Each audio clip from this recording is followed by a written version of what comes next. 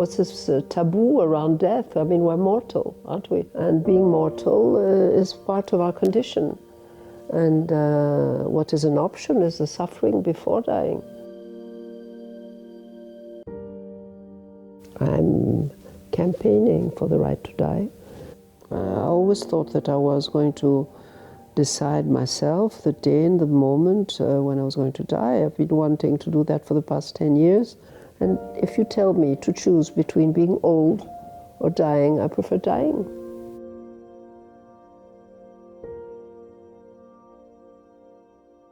The more you advance in age, the more problems you have. I mean, you reach a certain point where you have to make a choice.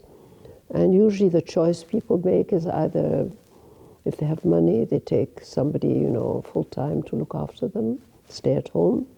If they don't have money, they have the option of living with their children. The last option is a nursing home. And the nursing homes are so depressing. I can't digest anything anymore. I can hardly eat anything. The only alcohol I can still drink is vodka. I can't drink wine because it's too sour, and champagne because of the bubbles. And okay, you'll tell me that's not important. Lots of people are starving and they'd be happy just to have bread and water. So it sounds like a spoiled bitch, you know, when I'm talking to you like that. And I don't want to sound like that because I didn't always live like that, and I didn't always have access to luxury and to things. I fought for myself. When I was younger, I had to fight. I had to fight for survival until I met my husband, who was a great provider. I don't think anybody's particularly upset about my decision either. I mean, my children are grown-up men. They have their lives. I'm not in their lives anymore. Well, what about the grandchildren?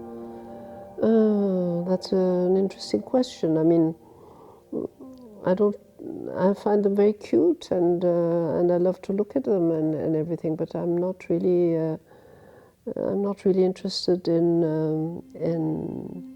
looking after them like I looked after my own children. I don't feel responsible for them.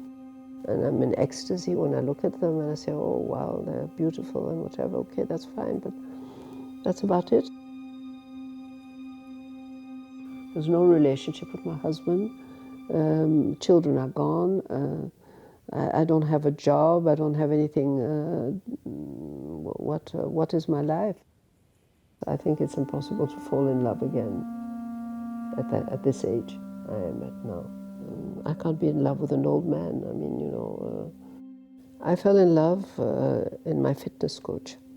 That was 4 years ago. But that was a totally unilateral thing because the guy is the age of my sons. But I'm not really interested in his falling in love with me or not. Although I do realize that not being a sexual object anymore does make a huge difference. I'm somebody who has been brought up in France, in Paris, where seduction is a big part of our personality. And so if I lose my power of seduction, I'm a bit at a loss. I had it all.